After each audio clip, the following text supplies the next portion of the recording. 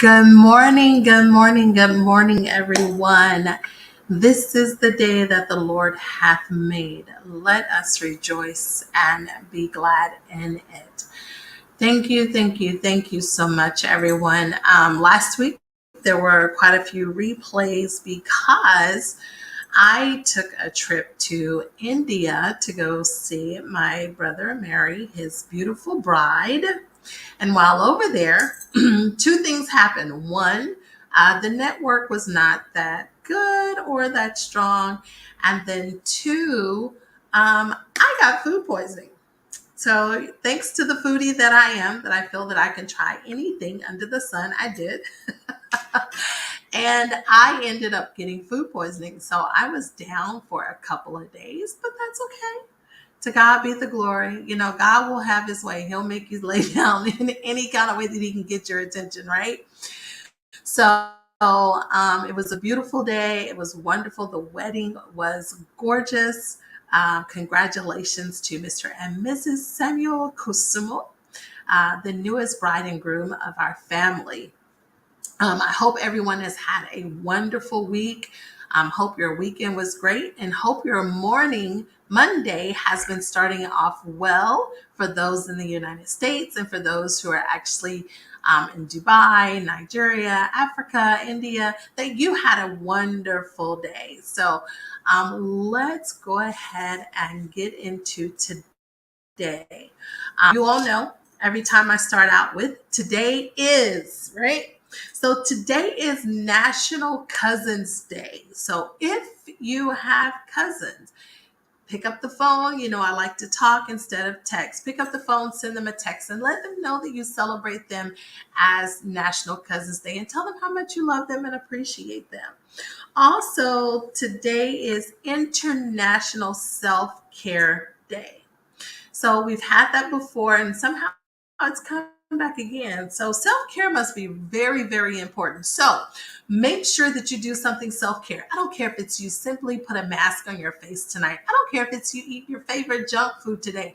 Do something that's self care. You know, they probably say junk food doesn't fall in line with self care, but if you work out and you want to have junk food, I think it's great. I think it's okay. You can have it, right? So just make sure you take care of yourself. And also, it's National Old Joke Day, but I kept trying to remember one and I couldn't. And I kept trying to remember the one that's why the chicken, I don't know, crossed to the other side. I don't know. I can't remember. So anyway, it's National Tell a Joke Day. So if you can recall a joke, please tell a joke.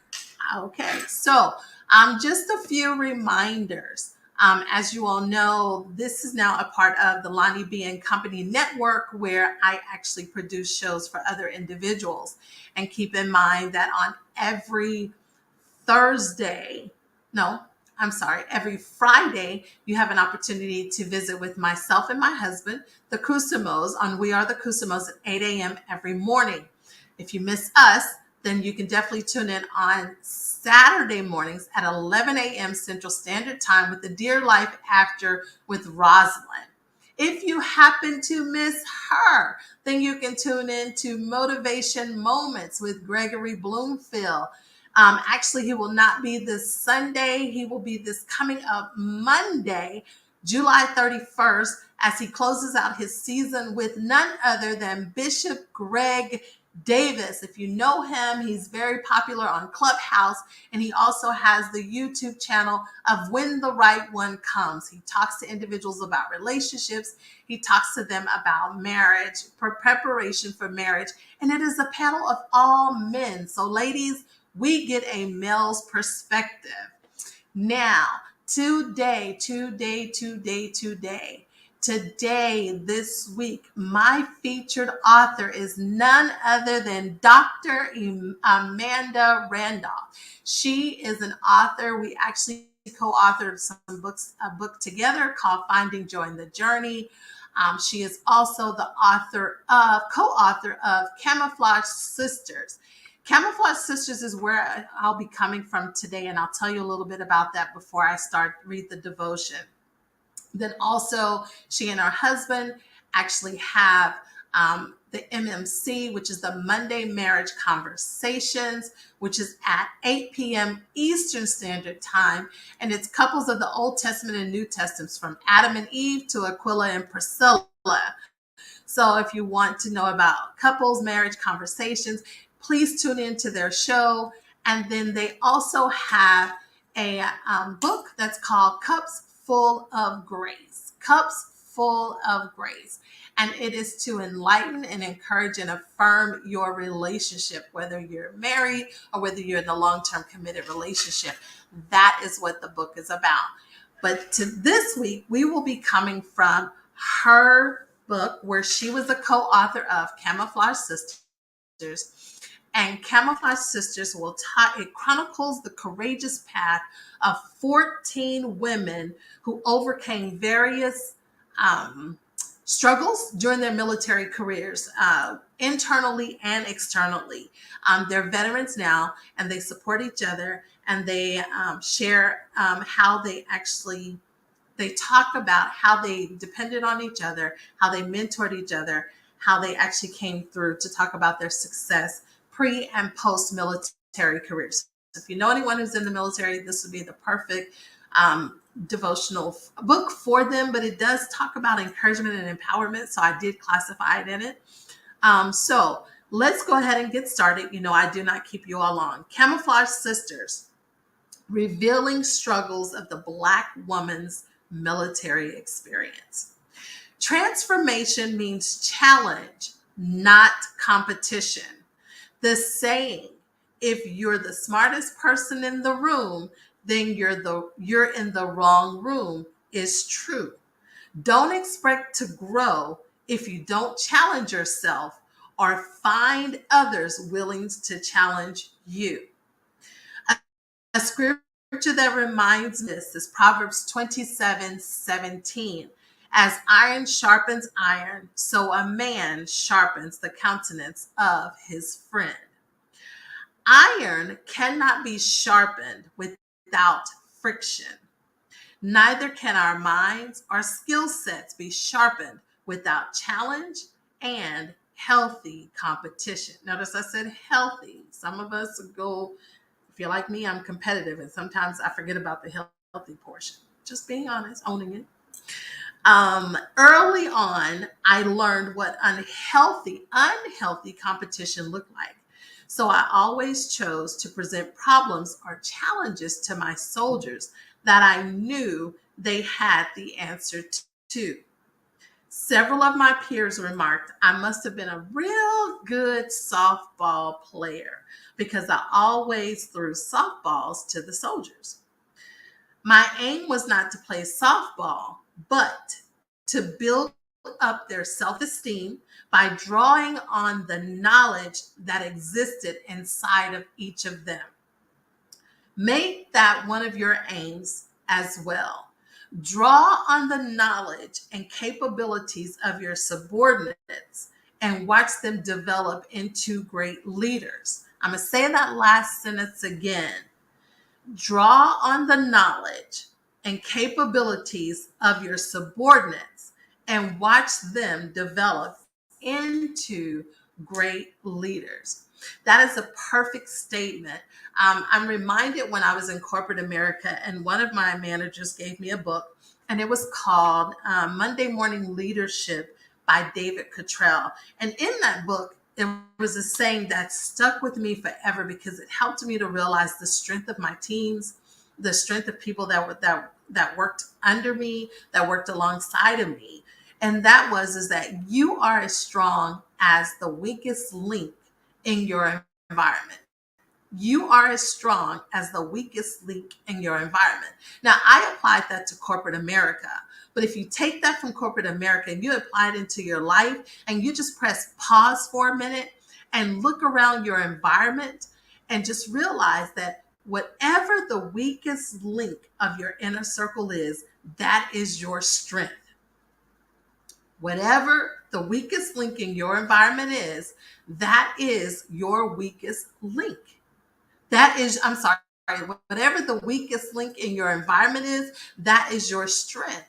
And so that's why it's so important that Proverbs 27:17, iron sharpens irons. As a person, as a man sharpens the countenance of his friend, we are to be in a position to where we can sharpen each other. Sometimes we get into circles with friends and one may be strong in one area where we're weak and vice versa. Y'all, I'm sorry if you hear that. They're doing construction right outside. They're redoing the road. So I do apologize.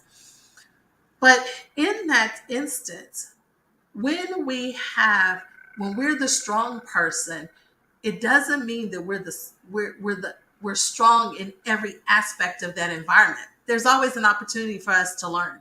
There's always an opportunity for us to gain more knowledge from the people that are around us. But understand that if you want to elevate yourself, if you want to advance, it requires you constantly gaining knowledge, learning knowledge, you know, rubbing up against those individuals who can pour into you, who have something more than what you have to offer your current environment. So it's not that you are changing your environment. It's not that you're forgetting about where you came from, but as God actually elevates you, He doesn't just elevate you in the natural, it also requires that you be elevated mentally. You be elevated environmentally, because you have to have people who pour into you and you pour back out into others. So it becomes, I added as everybody uses a stepping stone. I use a cup, right? So if you take a cup and you put the cups on stairs and you take it and you pour water into the first one, as long as you keep pouring, when that cup gets full, it's going to just flow down to the next cup and the next cup and the next cup and the next cup.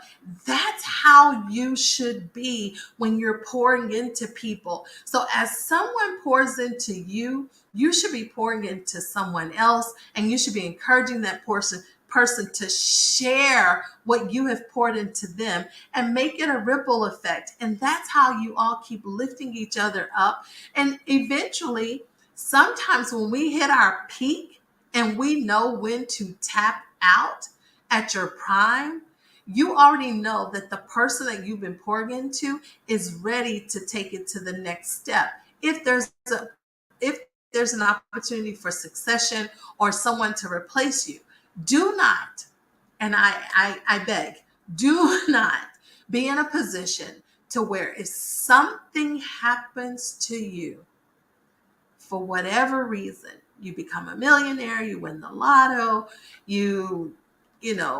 find gold like the Beverly Hillbillies, whatever it is, make sure that you have someone that you can say they are capable of doing what I'm doing. I can pass the torch on to them, because if not, then you have done a disservice to yourself as well as to the people that are around you and report into you.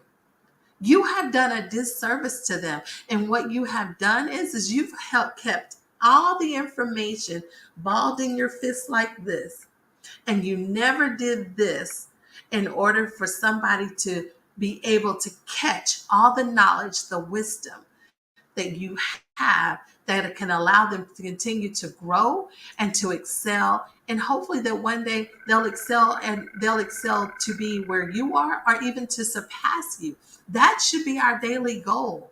So yes, I agree with Dr. Amanda, is that we should hone in on the good that and the knowledge that a person has, and then take that and then show them how they can expand it.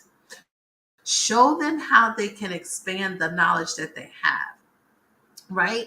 So that is our goal. That is our desire. That should be our goal. That should be our desire, is that we're constantly pouring into some. Because if you're not, I hate to tell you this, but you're just flat out selfish. If you're not pouring into someone, if you're not developing someone, if you're not speaking life into someone and showing them and recognizing them. I was trying to find the word.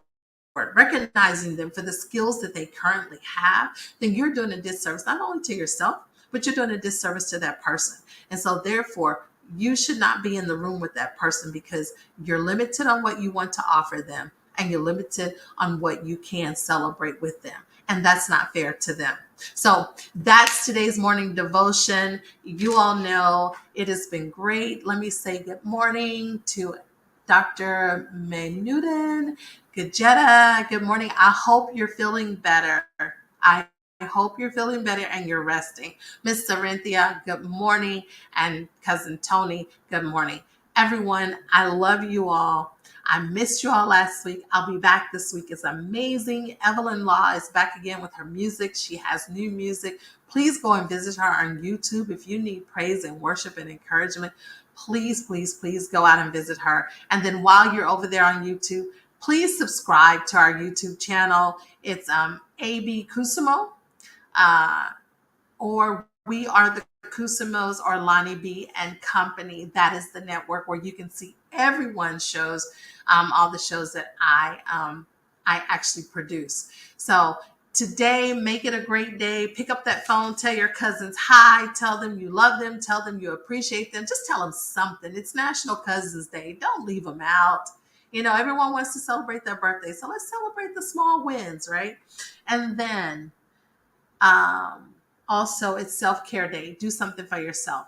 And I will see you all tomorrow. Same time, same place. I love you all. I appreciate you. And I thank you for being the consistent viewers that you are. Have a wonderful day. And remember, until tomorrow, smile. You owe it to yourself. No one does it better than you. Bye for now.